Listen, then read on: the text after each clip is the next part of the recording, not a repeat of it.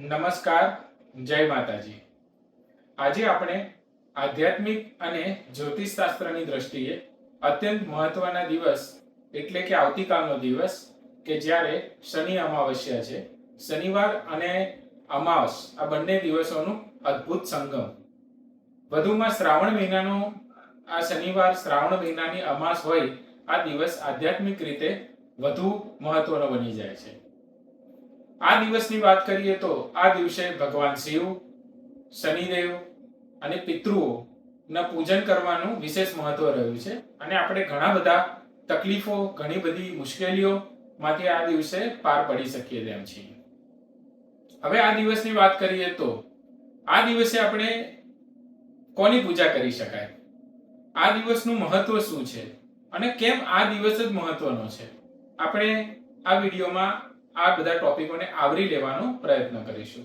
સૌપ્રથમ તો શનિ અમાવસનું મહત્વ શું છે, શનિવારની અમાસનું મહત્વ શું છે, એમાં પણ શ્રાવણ મહિનાની શનિવારની અમાસનું મહત્વ શું છે, તો એના માટે અમુક નાની કથાઓ જોઈએ.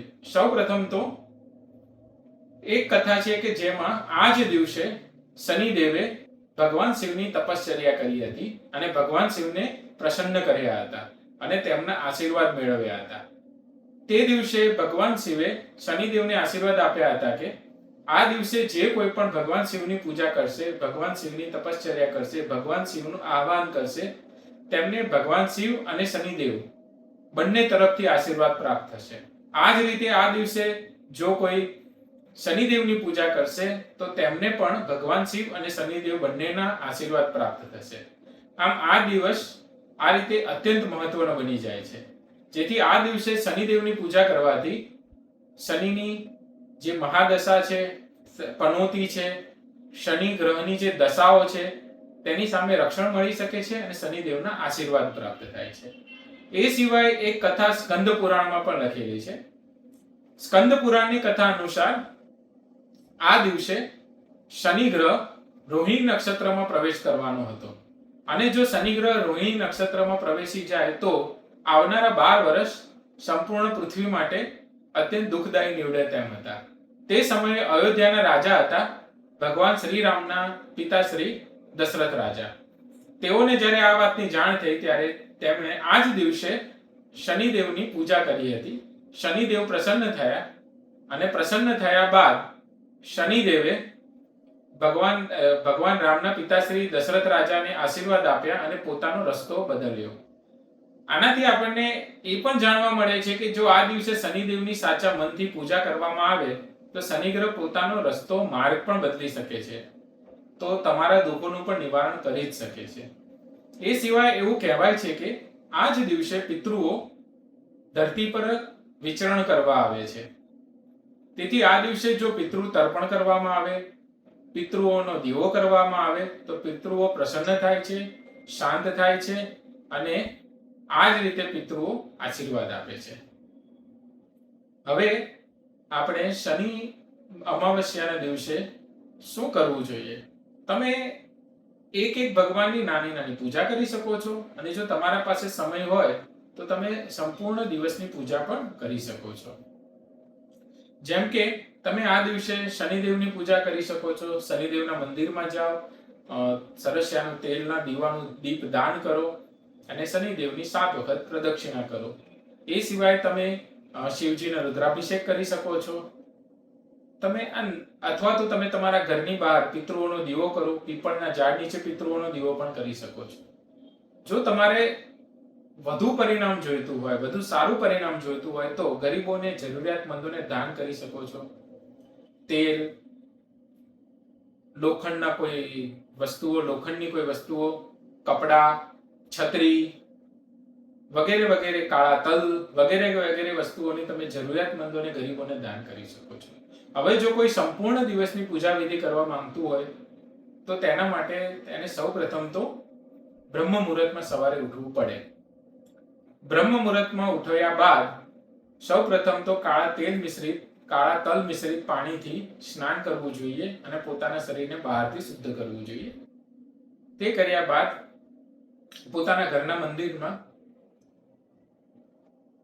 પૂર્વ અથવા તો ઈશાન ખૂણા બાજુ મોઢું કરી અને બેસવું જોઈએ. અને ત્યાં બેઠા બાદ સૌ પ્રથમ તો એક દીવો સળગાવવો જોઈએ.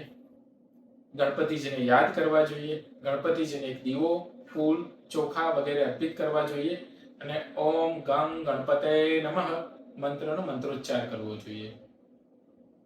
એ સિવાય જો ગણપતિજીને યાદ કરવો હોય તો એમને એ સિવાયનો પણ એક મંત્ર છે એ પણ બોલી શકાય. ઓમ શ્રીમદ મહાગણાધિપતયે નમઃ.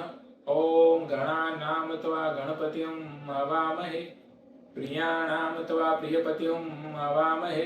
નિધિનામ ત્વા નિધિપતિમ હવામહે.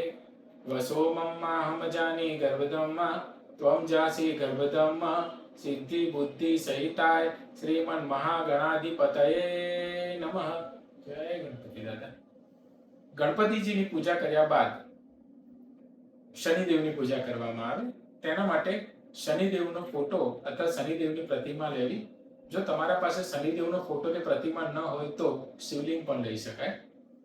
કાળા કપડા, કાળું કપડું, કાળા તલ, તેલ અને વાદળી કે કાળા પુષ્પોથી પૂજા કરી શકાય.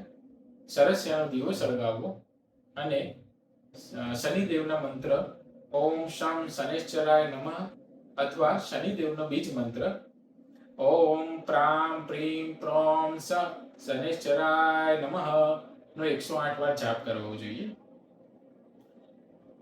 આટલું કરવાથી શનિદેવની કૃપા પ્રાપ્ત થશે.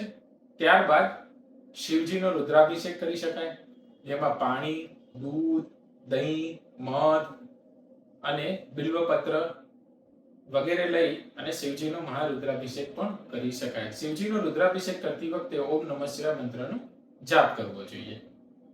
ત્યારબાદ પીપળના ઝાડ પાસે જઈ અને તલના તેલનો દીવો કરવો જોઈએ. કાળા તલ, પુષ્પ, ચોખા વગેરે અર્પિત કરી દીવો સળગાવી અને પીપળના ઝાડનું 7 વખત પ્રદક્ષિણા કરવી જોઈએ.